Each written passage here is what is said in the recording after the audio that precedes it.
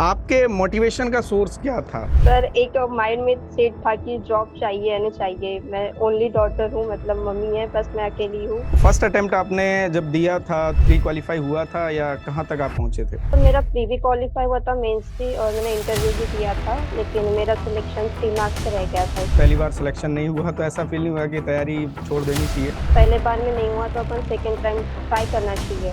आपने IBPS FO का ही exam क्यों चुना? लास्ट ईयर में था, तभी मैंने सोच लिया था कि मुझे एओ के लिए अटेम्प्ट करना है। के दिमाग में ये नहीं आया कि इसमें नंबर ऑफ वैकेंसीज धीरे धीरे कम होती जा रही हैं? तो एक सीट तो लेना कोई बड़ी बात नहीं ना, अगर अच्छे से तैयारी करे तो। पिछली बार से क्या आपने अलग किया? मोस्टली ध्यान था मेंस के ऊपर, तो मैं ज्यादा टाइम अभी मेंस की तरफ देती थी। आपने रिसोर्सेज कौन कौन से फॉलो किए? फ्री के लिए था तो मैंने अड्डा 24/7 के जो जनरल बैंकिंग के जो टीचर्स थे जैसे कि, और जो अड्डा के भी जो नोट्स है मैंने तो मोस्टली उसी से प्रिपेयर किया है। कितने घंटे पढ़ना चाहिए कि अगर किसी स्टूडेंट को? तो मेरे हिसाब से 14 to 15 आवर्स पढ़ना ही चाहिए।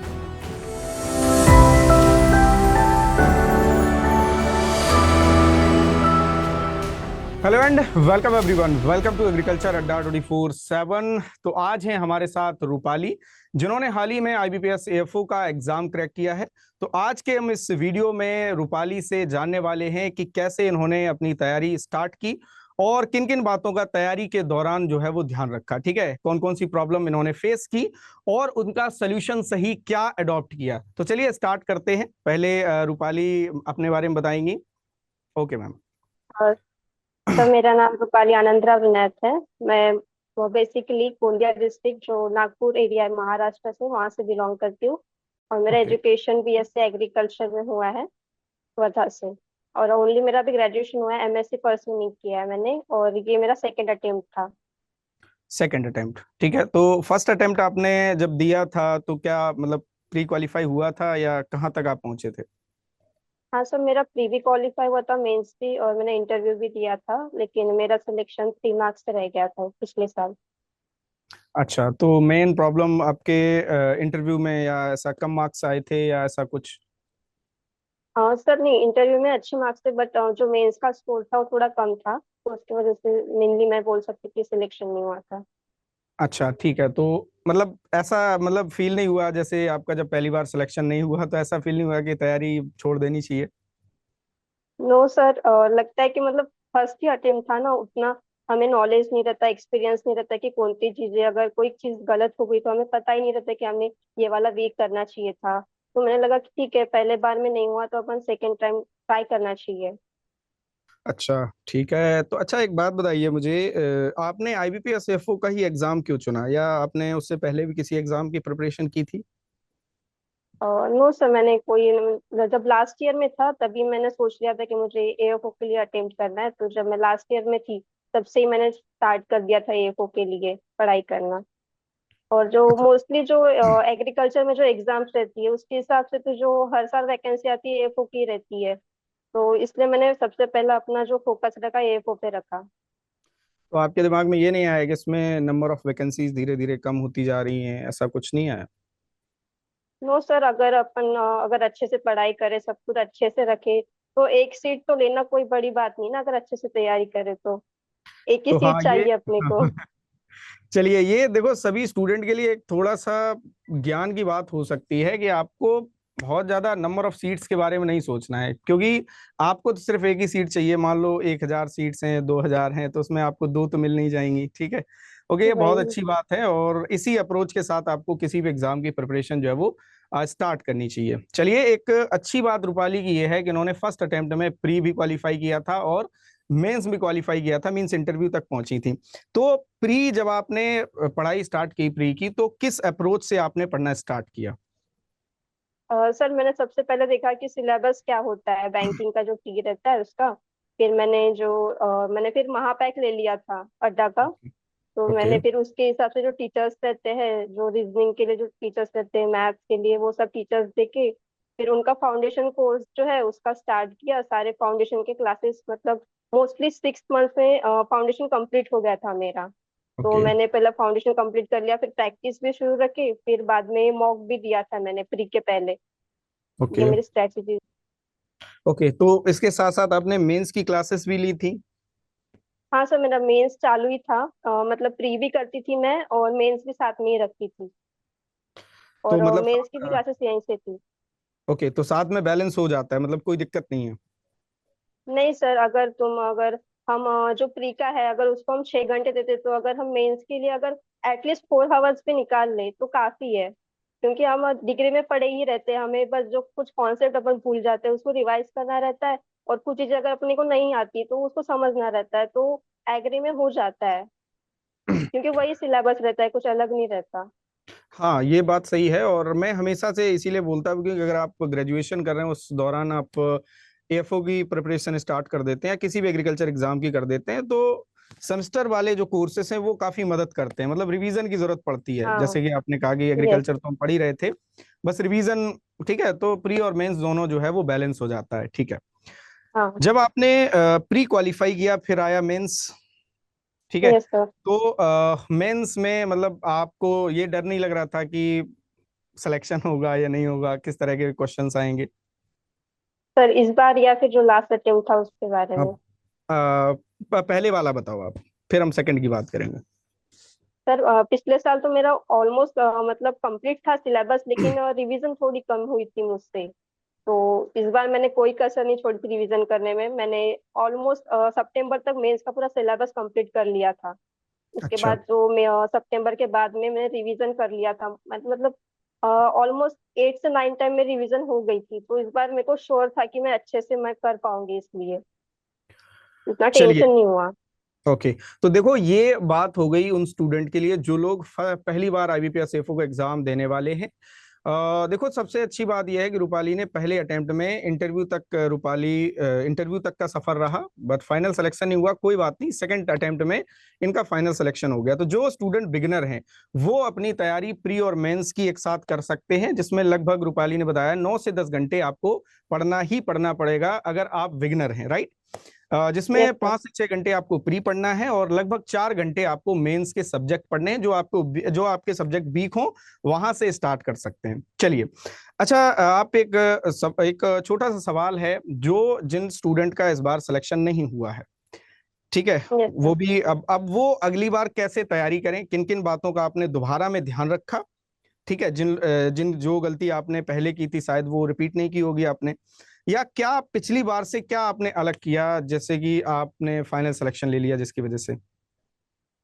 सर मेरा जैसे कि प्री तो मेरा ओनली मैंने फाउंडेशन करने क्लियर ही था मेरा। तो ओके, फिर भी मैंने एक बार फिर से ओवरऑल मतलब ऊपर ऊपर से क्लासेस देख लिए। तो मेरा मैंने प्री का कोर्स तो टेंशन ही नहीं था मुझे। मेरा मोस्टली ध्यान था मेंस के ऊपर। तो मैं ज्यादा टाइम अभी मेंस की तरफ देती थी, क्योंकि अच्छे कॉन्सेप्ट क्लियर रहे तो मार्क्स अच्छे मिलने में अच्छा होता है अपने को।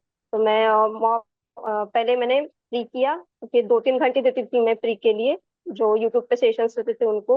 और फिर मैं मोस्टली टाइम मेंस के ऊपर करती थी, ध्यान देती थी। मतलब 8 to 10 आवर्स मेरा मेंस का पढ़ना रहता था। जो आपकी क्लासेस रहती थी, यूट्यूब पे सेशंस होते हैं वो देखती थी, फिर जो नोट्स है उसको रिवाइज करना, ये सब करती थी मैं। और ओके। ऐसे ही करना चाहिए। और इस बार मैंने रिवीजन में कोई कसर नहीं छोड़ी, जैसे मैंने पिछले बार छोड़ी थी। और मैंने मॉक भी इस बार अच्छे खासे दिए थे मेंस के लिए। और तो मॉक से तो थोड़ा सा ये भी हो जाता है कि गलती कम करने के चांसेस रहते हैं मेन एग्जाम में, राइट? हाँ, मतलब अपने को पता रहता है कि ये आंसर है, लेकिन क्या, जब अपन मॉक देते तो अपने को वहां पे गलत होता है, लेकिन जब अपने एग्जाम रहती है तो अपने को वो क्वेश्चन दिख जाता है, तो उसका आंसर एकदम करेक्ट वाला क्या है वो समझ आ जाता है एकदम। ओके। अच्छा, एक बात और बताइए कि मतलब स्टूडेंट को सब्जेक्ट खत्म, जैसे सिलेबस खत्म होता जाता है, टॉपिक खत्म होते जाते हैं, क्या उसके साथ ही मॉक लगाना चाहिए या पूरा सिलेबस कवर हो जाए फिर उसके बाद उसको मॉक प्रैक्टिस करनी चाहिए? सर जैसे कि कभी कभी टॉपिक वाइज टेस्ट भी रहती है कहीं पे अवेलेबल, अगर वो मिल रहा है अपने को तो अपन ने वो दे देना चाहिए। क्योंकि अगर कोई टॉपिक छूट जाता है, कोई एक आध कुछ छूट जाता है, तो अपने को उसका रिवीजन हो जाता है, इसलिए टॉपिक देना जरूरी है। अगर ओके। ऐसे करेंगे तो बहुत टाइम चले जाएगा, फिर टाइम ही नहीं रहता अपने पास। अच्छा, तो मतलब टॉपिक टेस्ट साथ में लगा लेने चाहिए, इससे क्या होता है कि साथ हाँ, साथ में लगा रहे हैं। रिवीजन भी हो जाता है और ये भी पता चल हाँ। जाता है कि क्वेश्चंस किस टाइप के पूछे जा सकते हैं, राइट? हाँ। ओके। एक छोटा सा और सवाल है, छोटे छोटे सवाल ही हैं, है ना, जनरली, और ये मदद करेगा, ये वीडियो काफी हेल्प करने वाला है, क्योंकि ये मैं नहीं कह रहा, ये सिलेक्टेड आईबीपीएस एफओ स्टूडेंट ने ये बोला है, ठीक है, जो भी बातें हो रही हैं मैं बस बातों को रिवाइज कर रहा हूँ। और चलिए एक छोटा सा और सवाल है, जैसे आपने रिसोर्सेज कौन कौन से फॉलो किए प्री के लिए, मेंस के लिए, ठीक है, ये दोनों में कौन कौन से रिसोर्सेज आपने फॉलो किए?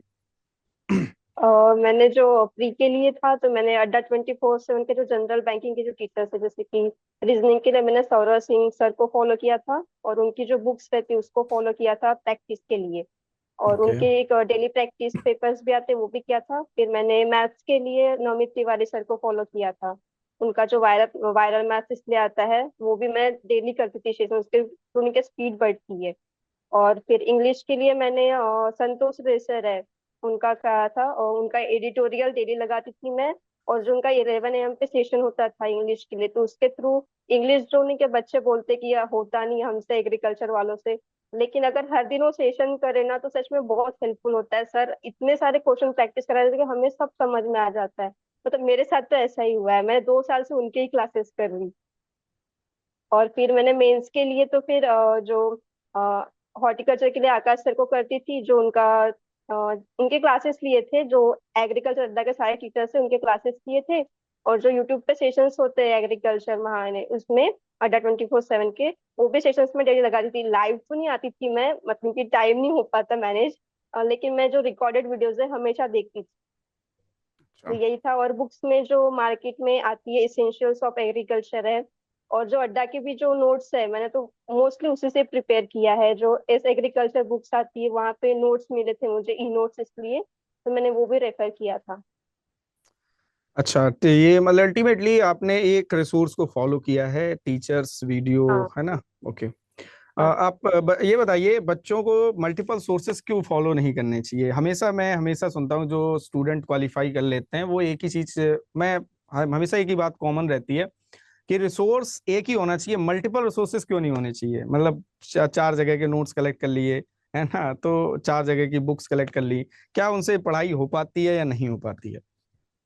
नहीं सर, देखो अगर अलग अलग रिसोर्सेस हम फॉलो करेंगे तो वही वहां पे मतलब टॉपिक तो सेम ही रहता है, लेकिन कुछ लाइंस अलग रहती है, कुछ रहती है, फिर अपने को लगता है कि अरे ये टॉपिक छूट गया अपने से, ये टॉपिक छूट गया, इसलिए नहीं कि बहुत है ना, अपना दिमाग इधर उधर हो जाता है कि ये अपन ने छोड़ दिया, ये तो इसलिए अच्छा है कि एक ही टॉपिक पे रहो। ज्यादा रिवाइज करोगे तो वो टॉपिक अच्छे से दिमाग में चले भी जाएगा, और मार्क्स यानी क्वेश्चन भी सॉल्व हो जाएंगे अपने से। इसलिए ज्यादा टॉपिक करने की जरूरत नहीं, क्योंकि इतना टाइम भी नहीं रहता अपने पास कि इतने सारे हम रिसोर्सेज पढ़े। एक ही रिसोर्सेज को पढ़ेंगे तो टाइम भी मैनेज होता है अच्छे से।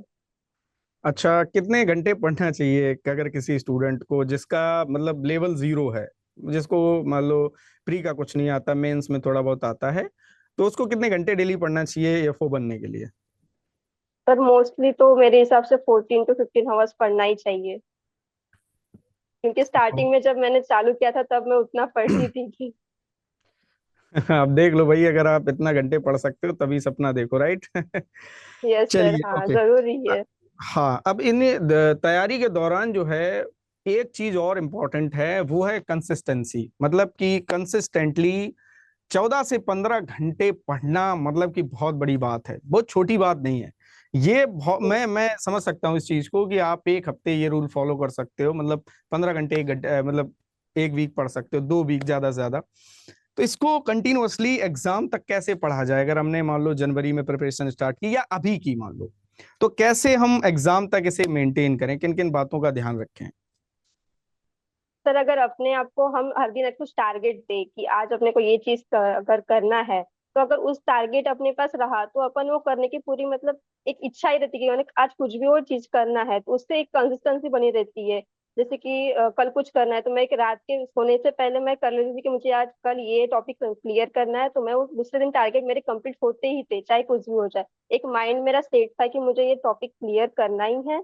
और पूरा उसके थ्रू मतलब मोस्टली हर महीने होता ही था मेरे। फिर एक लास्ट वीक में देखती थी कि कुछ टॉपिक छूट ना जाए, तो फिर मैं सैटरडे संडे को उसमें थोड़ा फिलअप कर लेती थी टाइम, और उसके लिए वो टाइम निकाल ही लेती थी मैं। लेकिन ऐसा नहीं कि कुछ अगर छूट गया तो छोड़ दो उसे, नहीं।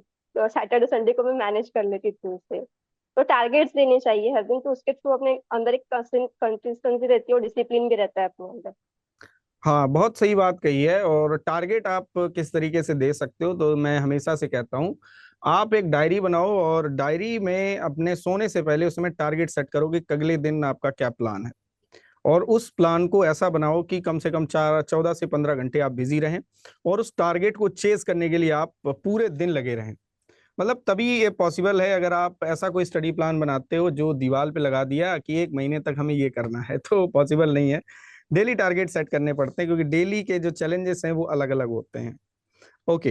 हाँ आपके मोटिवेशन का सोर्स क्या था? मतलब इन दौरान मोटिवेशन की भी जरूरत पड़ती है, कभी कभी हम पढ़ते हैं नहीं समझ में आता है, मॉक टेस्ट में नंबर कम आ रहे हैं, तो क्या ऐसी चीज थी जो आपको हमेशा मोटिवेट रखती थी, नहीं मुझे करना है? सर, एक माइंड में सेट था कि जॉब चाहिए यानी चाहिए। मैं ओनली डॉटर हूँ, मतलब मम्मी है बस, मैं अकेली हूँ, सब कुछ मुझे अकेले ही मैनेज करना था, तो इसलिए मुझे जॉब चाहिए थी किसी भी हालत में।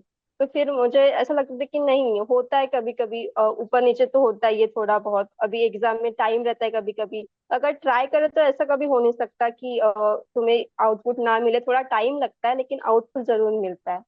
इसलिए वो एक रहता था दिमाग में कि ठीक है आज नहीं हुआ, थोड़ा मायूस भी हो जाते थे उस दिन।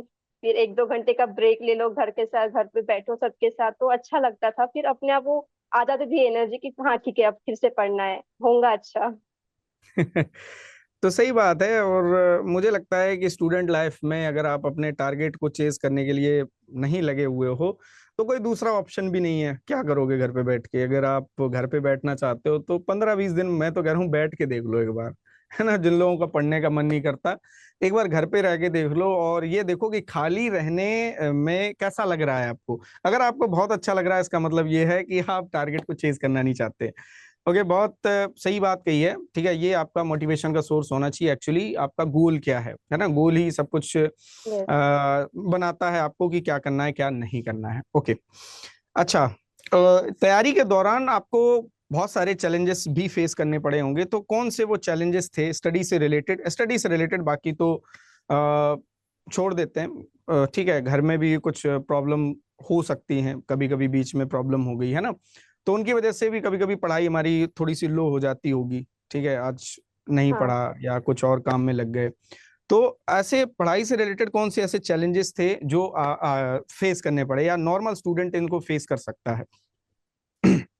सर, कभी कभी मेनली जो स्टूडेंट्स हैं जो उनको समझ में नहीं आता कि कौन से टीचर्स को हम रेफर करना चाहिए।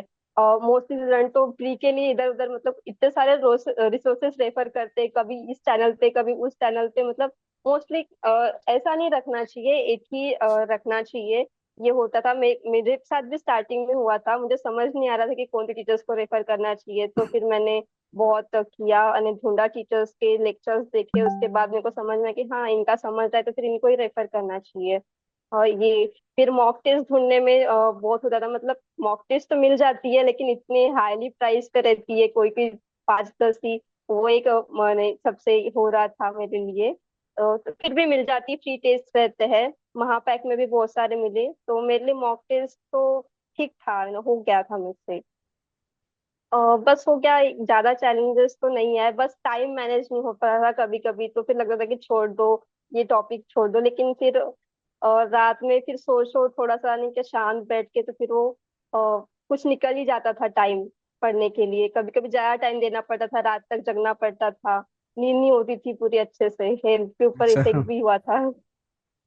ओके। हाँ, मेंस में आपने किस सब्जेक्ट को ज्यादा प्रेफरेंस दी? मतलब ऐसा कभी हुआ है कि सब्जेक्ट को कम पढ़ते हैं, इसको ज्यादा पढ़ लेते हैं? ऐसा कभी किया है आपने?